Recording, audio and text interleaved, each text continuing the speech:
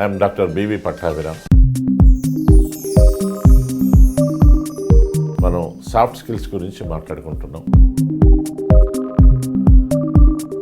అసలు యాటిట్యూడ్ అంటే ఏంటి? ఒక మనిషి ఉన్న స్థితి నుండి ఇంకా ఉన్నతమైన స్థితికి వెళ్ళాలి అంటే ఏం చేయాలో మనం మాట్లాడుకుంటాం.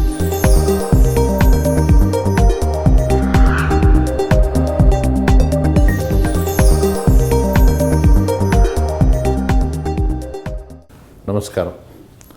మనం ఇప్పుడు మాట్లాడుకునే సబ్జెక్ట్ స్ట్రెస్ మేనేజ్మెంట్, అంటే ఒత్తిడి, దాని నిర్వహణ. ఒత్తిడి అంటే రెండు ఫోర్సెస్ రెండు వైపుల నుంచి గట్టిగా మధ్యలో ఉన్న ఒక వస్తువుని నొక్కినప్పుడు అది ఒక రకమైన ఒత్తిడికి గురవుతుంది. అప్పుడు అది ఏ రకమైన అసౌకర్యానికి గురవుతుందో ఎగ్జాక్ట్లీ మనమంతా కూడా రకరకాల సమస్యలు, ఒక పక్క ఫైనాన్స్ కావచ్చు, ఒక పక్క అనారోగ్యం కావచ్చు, ఒక పక్క కుటుంబం కావచ్చు, ఇటువంటి ఫోర్సెస్తో మధ్యలో ఒత్తిడికి గురవుతాం. దీన్ని ఒకప్పుడు అసలు ఒక శాస్త్రంగా ఎవరు గుర్తించలేదు, ఒకప్పుడు ఒక రుగ్మతగా కూడా ఎవరు గుర్తించలేదండి. ఎందుకంటే భారతదేశంలో ఒత్తిడి అనేది ఎప్పుడూ లేదు. ఎందుకంటే ఏ సమస్య వచ్చినా ఇంట్లో వాళ్ళు, పెద్దవాళ్ళు, తాతయ్యలు, అమ్మమ్మలు పరిష్కారం చేసేవారు. ఈ మధ్యకాలంలో ఇది బయటపడింది. ఒకప్పుడు ప్రపంచ ఆరోగ్య సంస్థ లెక్కల ప్రకారం అత్యధికంగా మరణించిన వారి సంఖ్య చాలా ఎక్కువగా ఉన్నది కార్డియాక్ ప్రాబ్లమ్స్, తర్వాత ఎయిడ్స్, ఈ మధ్యకాలంలో ఒత్తిడి అంటున్నారు. ఒత్తిడి అనేది నిజానికి అత్యంత ప్రమాదమైనది ఏం కాదు. ఒత్తిడిని గుర్తించాలి ఫస్ట్. మీరు చూడండి, ప్రపంచంలో ఎక్కడైనా సరే స్ట్రెస్ మేనేజ్మెంట్ అనే అంటారు. స్ట్రెస్ మేనేజ్మెంట్ అంటే ఒత్తిడి ఉండాలి, దాన్ని మేనేజ్ చేయాలి. మీరు హౌ టు రెడ్యూస్ స్ట్రెస్ అనే క్లాసులు ఎక్కడ ఉండవు. How to avoid the stress అనే క్లాసులు ఎక్కడ ఉండవు. How to escape from stress కూడా ఉండదు. How to manage the stress అంటే మీకు స్ట్రెస్ ఉండాలి, దాన్ని మీరు సమర్థవంతంగా నిర్వహణ చేయాలి అనేది స్ట్రెస్ మేనేజ్మెంట్లోని ఉద్దేశం. మనందరికీ కూడా స్ట్రెస్ ఉంటుంది. Right from high school student to president of India అందరికీ ఉండాలి. చెయ్యబోయే పని గురించి ఆలోచించే సమయంలో కొంత రకమైన ఒత్తిడికి గురి అవ్వాలి. స్టూడెంట్కి స్ట్రెస్ ఉంటుందని వస్తారు నా దగ్గరికి కౌన్సిలింగ్కి. నీకు ఉండాలయ్యా అంటారు. అయితే అది శృతి మించితే ప్రమాదం. ఇప్పుడు ఒక పులిని ఇలా దువ్వుతుంటే ఆ ట్రైనరు మాట వింటుంది, అలా ఉంటుంది. జుట్టు పట్టుకు లాగాడు అనుకోండి, అది ఎదురు తిరుగుతుంది. Stress is like a tiger అంటారండి. Stress is like a tiger. As long as you tame it, that is your slave. Otherwise one day it kills you. In the same way స్ట్రెస్ని I have to convert into energy. పూర్వం రోజుల్లో అప్పుడు cave man కూడా, గుహల్లో ఉండేవాడు కూడా, అతనికి ఉండేది స్ట్రెస్. అప్పుడు ఆ రోజుల్లో ఏమనేవారంటే ఫైట్ ఆర్ ఫ్లైట్ అనేవారు. ఫైట్, వాడు అడవిలోకి వెళ్ళాడు జంతువుని వేటాడడానికి, అది సడన్గా ఎదురు తిరిగింది. అప్పుడు ఇతనికి రెండే ఆప్షన్స్ ఉన్నాయి, ఒకటి పోరాడాలి లేదా పారిపోవాలి. ఫైట్ ఆర్ ఫ్లైట్ అన్నారు. ఆ రోజుల్లో అవి కుదిరేది, పోరాడడం లేదా పారిపోవడం. కానీ ఇప్పుడు రోజుల్లో పోరాడడానికి లేదు, పారిపోవడానికి లేదు. ఒక తండ్రి ఉంటాడు, కొడుకు సరిగ్గా చదవట్లేదు, నేను చదవను అంటాడు. నాకు ఇష్టం లేని సబ్జెక్టులో మీరు చేర్పించారు అంటాడు. వాడితో ఫైట్ చేస్తే వాడు ఏ అఘాయిత్యమో చేయొచ్చు, ఇంట్లోంచి వెళ్ళిపోవచ్చు. లేదా ఫ్లైట్, ఈయనే పారిపోయాడు అనుకోండి ఇంట్లోంచి, సంసారం ఏమవుతుంది? కాబట్టి ప్రస్తుత పరిస్థితుల్లో you cannot fight or flight. So ఈ రకమైన ఒత్తిడిని మనం జయించాలి అంటే, ఇలాంటి ఒత్తిడిని సక్రమంగా నిర్వహణ చేయాలి అంటే మనం ఏం చేయాలి? You cannot avoid stress, you cannot escape stress, so you have to deal with it. దాన్ని ఎదుర్కోవాలి, నిర్వహణ చేయడం నేర్చుకోవాలి. అప్పుడు మనం విజయం సాధించడానికి అవకాశం ఉంటుంది. అయితే నిర్వహణ చేయడం అంటే ఎలా? లైఫ్ స్టైల్ మేనేజ్ చేసుకోవాలి. లైఫ్ స్టైల్ మార్చుకోవాలి. నేను ఇలా ఉంటాను, ప్రతిదానికి ఇదివరకు ఆవేదన ఉండేది, ప్రతిదానికి టెన్షన్ ఉండేది, ఆందోళనగా ఉండేది. ఆందోళన పడటం అనవసరం, రైట్? నేను చేయగలిగేది చేస్తాను. కొంతమందికి రైల్వే స్టేషన్కి వెళ్ళే వరకు టెన్షన్, అక్కడికి వెళ్ళాక రైలు రాకపోతే టెన్షన్, ఆ సీటు కనపడకపోతే టెన్షన్. ఇవన్నీ చిన్న చిన్నవి మనం ఇగ్నోర్ చేయాలి. సో స్ట్రెస్ ఎలా ఉంటుంది, దాని ఎఫెక్ట్స్ ఎలా ఉంటాయి మనం మాట్లాడుకుందాం. ఈ ఒత్తిడి అనే స్ట్రెస్, దీన్ని మేనేజ్ చేసుకోవడానికి కొన్ని చిన్న చిన్న చిట్కాలు ఉన్నాయి. అసలు ఒత్తిడి రావడానికి కారణాలు తెలుసుకోవాలి. నేను దీన్ని తెలుగులో అ ఆ ఇ ఈ ఉ ఊ అని పేరు పెట్టాను.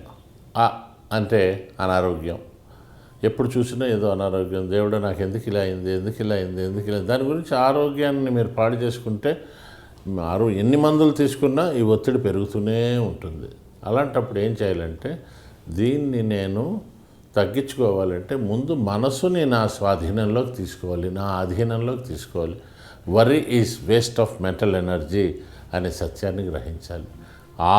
అంటే ఆర్థిక ఇబ్బందులు, నా కర్మ, నాకెందుకు ఇలా అయింది, నాకెందుకు సరైన ఉద్యోగం లేదు, నా యొక్క ఆలోచన విధానంలో మార్పు నేను తీసుకొచ్చి సరైన లక్ష్యాన్ని నేను పెట్టుకుంటే నా ఆర్థిక, ప్రతి మనిషి గొప్ప జమీందారుగా ఎవడు పుట్టలేదు. బిల్ గేట్స్ అంటాడు, పేదవాడిగా పుట్టడం తప్పు కాదు, పేదవాడిగా మరణించడం తప్పు.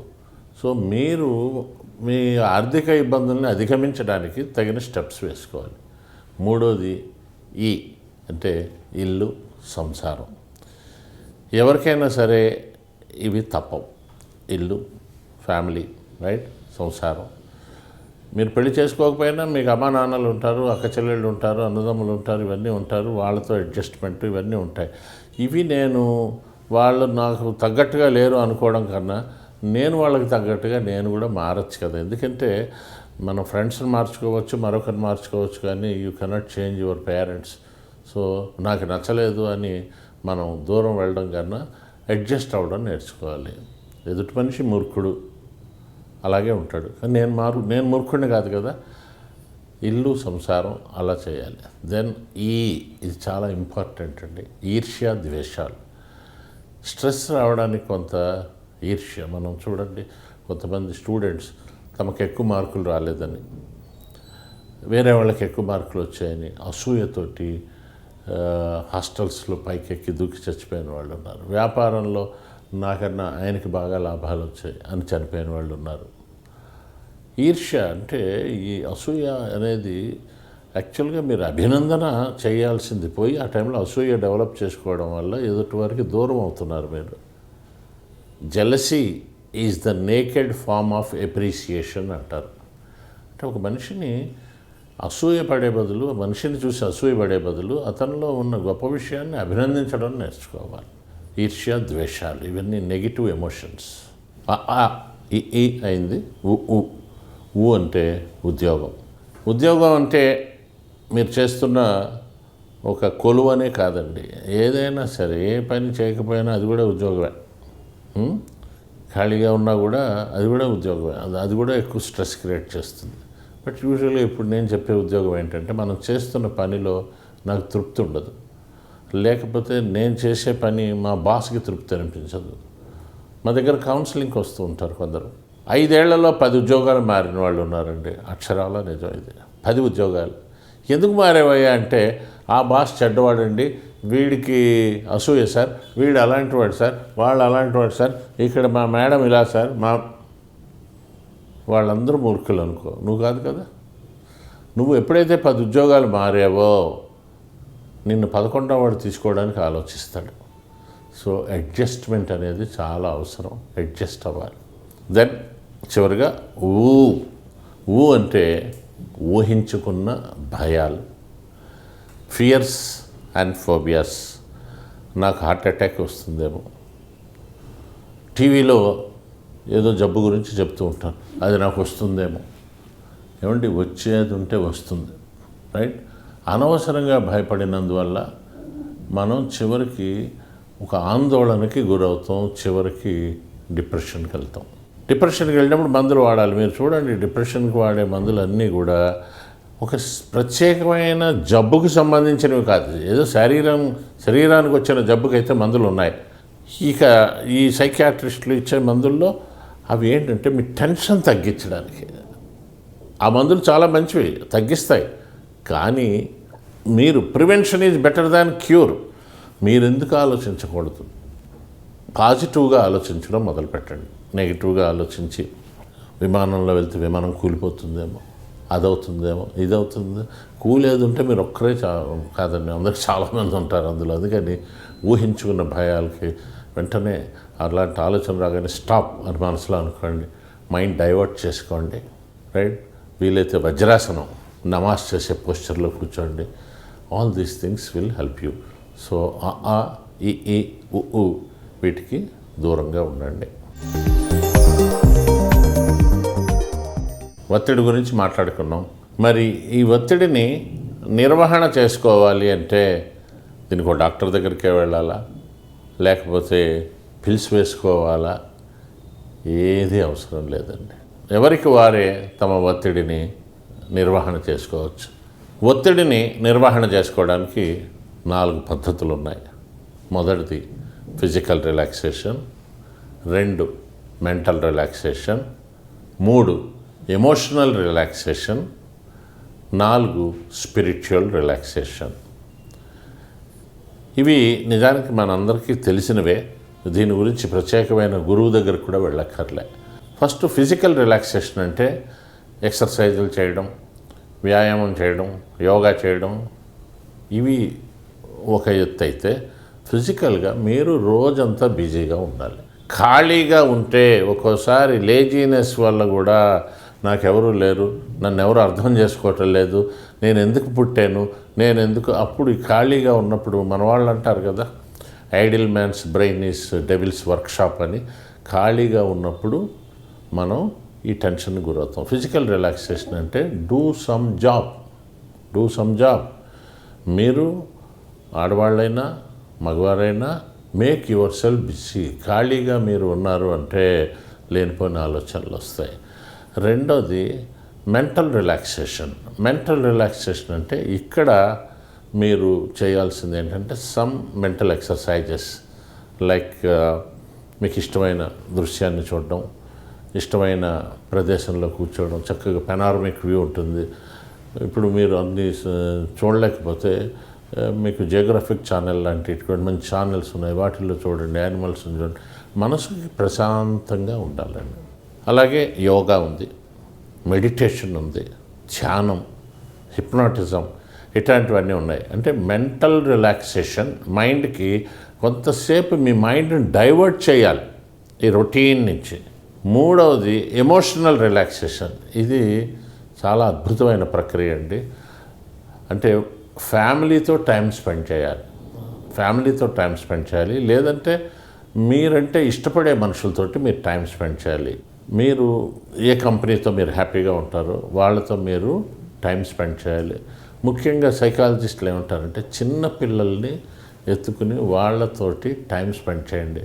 వాళ్ళు మిమ్మల్ని ముట్టుకున్నా, వాళ్ళు మీతో మాట్లాడుతున్నా మీకు తెలియకుండా కొంతసేపు మీరు చిన్నపిల్లలు అయిపోతారు. సో ఎమోషన్స్ ఉండాలి మనకి. అందుకని ఎక్కువగా పిల్లలతో టైం స్పెండ్ చేయమంటారు. మనకి ఇవి విన్నప్పుడు దీనివల్ల అవుతుందా స్ట్రెస్, దీనికి ఒక ట్యాబ్లెట్ వేసుకుంటే సరిపోదా అంటారు. ట్యాబ్లెట్ వేసుకుంటే అది వేరే విషయం. ఇక చివరిగా స్పిరిచువల్ రిలాక్సేషన్ అండి. స్పిరిచువల్ అంటే మీరు ఎంత బిజీ పర్సన్ అయినా కొంత సమయాన్ని భగవంతుడి కోసం కేటాయించండి. లేదండి ఐ డోంట్ బిలీవ్ గాడ్ అంటే ప్రకృతి, లేదంటే డూ సమ్ సర్వీస్. మా దగ్గరకు వచ్చిన వాళ్ళకి చెప్తూ ఉంటాను, నాకు దేవుడి మీద నమ్మకం లేదంటాడు. నువ్వు ఒక అనాథ శరణాలయంకి వెళ్ళు, అక్కడ పేద పిల్లలు ఉంటారు, వాళ్ళకి నువ్వు ఏదైనా సేవ చేయి, 4 అక్షరాలు నేర్పు. లేకపోతే నీకు దగ్గర డబ్బుంటే 10 మంది పిల్లలకి క్యాడ్బరీస్ చాక్లెట్స్ కొనిపెట్టు. వాళ్ళు తింటుంటే వాళ్ళకేసి చూడు, వాళ్ళ కళ్ళల్లోని ఆనందం నీకు అద్భుతమైన ఇది చేస్తుంది. దేవుడి దగ్గరికే నువ్వు వెళ్ళి భజనలు చేయక్కర్లేదు, నగర సంకీర్తనలు, సత్సంగాలు నీకు అవకాశం ఉంటే చెయ్యి. సహజంగా టెంపుల్స్కి ఎందుకు వెళ్ళమంటారంటే స్పిరిచువల్ రిలాక్సేషన్. అక్కడికి వచ్చే వాళ్ళందరూ కూడా దుర్మార్గపు ఆలోచనలతో రారు. అంటే వాళ్ళ వైబ్రేషన్స్, అక్కడికి వచ్చే వాళ్ళందరికీ పాజిటివ్ వైబ్రేషన్స్ ఉంటాయి. పాజిటివ్, ఒక హత్య చేయడానికి గుడికి రాడు, ఎక్కడో సినిమాల్లో చూస్తాం తప్ప. తప్పుడు పనులు చేయడానికి రాడు. అందుకని పాజిటివ్ వైబ్రేషన్స్ ఉంటాయి కాబట్టి ఒక టెంపుల్కి వెళ్ళడం కానీ, ఒక చర్చ్కి వెళ్ళడం కానీ, ఒక మాస్క్కి వెళ్ళడం. మీరు వినే ఉంటారు, సిక్స్ గురుద్వారాకి వెళ్ళినప్పుడు వాళ్ళు అక్కడికి వచ్చిన మనిషి ఆ సీరియల్ నెంబర్ని బట్టి అతనికి ఒక పని ఇస్తారు. ఆ పని అనేది ఏది అనేది వాళ్ళకి తెలియదు, తీసుకున్న వాళ్ళకి తెలియదు. ఒకసారి జైల్ సింగ్ గారు ఆయన దేశాధ్యక్షుడిగా ఉన్నప్పుడు ఆయనకి ఇచ్చిన పని, ఆ టెంపుల్కి వెళ్తే బూట్లు పాలిష్ తెచ్చారట. చాలా సంతోషించాడు, ఎంతో ఆనందంగా. ఇప్పుడు ఆ సిక్స్ వాళ్ళు బూట్లు పాలిష్ చేసే అవకాశం రావడం అదృష్టంగా భావిస్తారు. ఆ పాదరక్షల్ని ఎంతోమంది ఐపీఎస్ ఆఫీసర్స్ అది అడుగుతారు. వాళ్ళు ఆ పాలిష్ చేసే సమయంలో వాళ్ళ దగ్గర పనిచేసే కానిస్టేబుల్స్ బూట్లు కూడా పాలిష్ చేస్తారు. They feel it happy. వాళ్ళు ఇవ్వడానికి భయపడతారు కానీ చేస్తారు. సర్వీస్. సో సర్వీస్ చేయండి. Service to humanity is the service to God. So ఈ 4 రిలాక్సేషన్లు మీరు చేస్తే you will be totally free from the stress. You can manage. Stress management, stress management రెండు మనకు తెలిసిన పదాలే. అంటే ఒత్తిడి, దాని నిర్వహణ ఎలా చేసుకోవాలో మనం తెలుసుకున్నాం. ఇప్పుడు అసలు మీకు స్ట్రెస్ ఏ స్థాయిలో ఉంది అనేది కూడా తెలుసుకోవాల్సిన అవసరం ఉంది. నేను ఇప్పుడు 12 సిచ్యువేషన్స్ చెప్తాను, 12 పరిస్థితులు. ఒక్కొక్క పరిస్థితికి 3 రెస్పాన్సెస్ ఉంటాయి, 3 సమాధానాలు ఉంటాయి. మీరు ఆ మూడిట్లో మీరు ఏదైతే అనుకుంటారో అది టిక్ పెట్టాలి. మీరు చేయవలసిందల్లా ఒక వైట్ పేపర్ తీసుకోండి. ఈ వైట్ పేపర్ మీద 1 నుంచి 12 దాకా అంకెలు వేయండి. 1 2 3 4 ఒట్టి అంకెలే, రైట్? వేసిన తర్వాత 1 ఎదురుగుండా నేను ఆన్సర్ చెప్తాను, ఏ, బి, సి. మీ ఆన్సర్ ఏదైతే అది రాయండి. ఏ అయితే ఏ, బి అయితే బి, సి అయితే సి. చివరిలో మీకు ఎన్ని ఏలు వచ్చాయి, ఎన్ని బీలు వచ్చాయి, దాన్ని బట్టి స్కోర్ కూడా వెంటనే చెప్తాను. సో పేపర్ తీసుకున్నారు, పెన్సిల్ తీసుకున్నారు కదా, రైట్? మీరున్న గదిలో 2-3 ఉంటే కొంచెం దూరంగా చూసుకోండి. కొంతమంది తన స్కోర్ కన్నా పక్క వాళ్ళు ఎలా వేస్తున్నారా, వైఫ్ స్కోర్ ఎలా ఉందా అని, హస్బెండ్ స్కోర్ ఎలా ఉందా, లేకపోతే కొడుకు స్కోర్, రైట్? సిద్ధంగా ఉన్నారు కదా. ప్రశ్నలు చాలా చిన్న ప్రశ్నలు. ఇదేదో ఎగ్జామినేషన్ క్వశ్చన్స్ లాగా మీరేమీ కంగారు పడక్కర్లేదు. సో ఇప్పుడు క్వశ్చన్స్ చదువుతాను, మీరు 1 to 12 నంబర్స్ ఉన్నాయి కదా, మీరు వేయాలి. మొదటి ప్రశ్న, మీరు చేస్తున్న పని డెడ్లైన్ దగ్గర పడినప్పుడు, అంటే పరీక్షలు లేదా ఒక రిపోర్ట్ పంపాలి, డెడ్లైన్ దగ్గర పడింది, మీరు ఎలా స్పందిస్తారు? ఏ, నాకు ఆందోళన ఎక్కువ అవుతుంది, నుదుటి మీద చెమట పడుతుంది. బి, నా బుర్ర ఏమీ పనిచేయదు. సి, చేయగలిగినంత చేసి అట్లా ముందుకు పోతాను. 2, నాకున్న సమస్యలను తలుచుకున్నప్పుడు ఏ, బాగా టెన్షన్ పడతాను, ఏం చేయాలో పాలుపోదు. బి, కంగారుగా ఉంటుంది. సి, ఒకదాని తర్వాత ఒకటి పరిష్కరించే ప్రయత్నం చేస్తాను. 3, ఆఫీసు లేదా కాలేజీ పనికి ఆలస్యంగా వెళ్తే ఏ, నా గుండె వేగంగా కొట్టుకుంటుంది. బి, ఏం సమాధానం చెప్పాలో అని భయపడతాను. సి, ధైర్యంగా వెళ్ళిపోతాను. 4, ఏదైనా సమావేశానికి వెళ్ళినప్పుడు ఏ, ఏదో కంగారుగా ఆందోళనగా ఉంటుంది. బి, నేను ఏం చేయాలా అని ఆలోచిస్తూ ఉంటాను. సి, సరదాగా అందరినీ కలుస్తాను. మీరు కరెక్ట్గా వేయండి. ఇందులో అన్నీ బాగున్నవి టిక్కు పెడితేనే అద్భుతం అని అనుకోవద్దు. కొన్ని అవి రావాలి, కొన్ని ఇవి రావాలి. అవి ఎలా రావాలో, ఎన్ని రావాలో చివరిలో చెప్తాను. 5, విద్య లేదా వైద్య పరీక్షలకు, టెస్టులకు వెళ్ళే ముందు నాకు ఏ, మహా కంగారుగా ఉంటుంది, టెన్షన్గా ఉంటుంది, చేతులు చల్లబడతాయి. బి, ఏదేదో ఊహించుకుంటూ భయపడతాను. సి, ధైర్యంగా వెళ్తాను. 6, నాకన్నా పెద్దవారితో మాట్లాడేటప్పుడు ఏ, తెలిసిన విషయాలు కూడా సరిగ్గా చెప్పలేను, బాగా తడబడతాను. బి, నేను వారితో మాట్లాడలేనేమో అనిపిస్తుంది. సి, బాగా ఆలోచించి చెప్పదలుచుకున్నది చెప్తాను. 7, నన్ను ఎవరైనా ఏదైనా ప్రశ్నించినప్పుడు ఏ, చెమటలు పడతాయి, కంగారు పడతాను, ఏం మాట్లాడాలో తెలియదు. బి, తెలిసిన సమాధానం చెప్పలేను. సి సరైన సమాధానం చెప్పగలను. 8 ఉదయం లేవగానే నేను చేయబోయే పనులు తలుచుకున్నప్పుడు ఏ అతి కష్టం మీద టెన్షన్తో మొదలు పెడతాను. బి ఏ పని చేయాలో పాలిపోదు. సి ప్లాన్ వేసి చేసుకుంటాను. 9 నన్ను ఎవరైనా నలుగురిలో నిలబెట్టి ప్రశ్నలు వేస్తే ఏ నా నాలుక తడారిపోతుంది, మాట రాదు, గుండె వేగం పెరుగుతుంది. బి సమాధానం చెప్పలేను, కంగారు పడతాను. సి మెల్లిగా సమాధానం చెప్పగలుగుతాను. 10 నా హక్కుల గురించి ప్రశ్నించాల్సి వస్తే ఏ నాకు మాటలు రాక తడబడతాను, చివరికి అడగలేను. బి నా బాధనంతా అతిగా చెప్పుకుంటాను. సి కావలసింది అడిగి తీసుకుంటాను. 11 ఏ సందర్భంలోనైనా ప్రసంగించాల్సి వస్తే, పబ్లిక్ స్పీకింగ్ చేయాల్సి వస్తే ఏ నాకు చాలా టెన్షన్గా ఉంటుంది, కంగారుగా ఉంటుంది. బి నేను సరిగ్గా మాట్లాడలేనేమో అనే భయం ఉంటుంది. సి పాయింట్లు రాసుకుని ప్రసంగించగలను. 12 ఎవరితోనైనా ఘర్షణ పడినప్పుడు ఏ నాకు మాట రాదు, నాకు చేతులు వణుకుతాయి.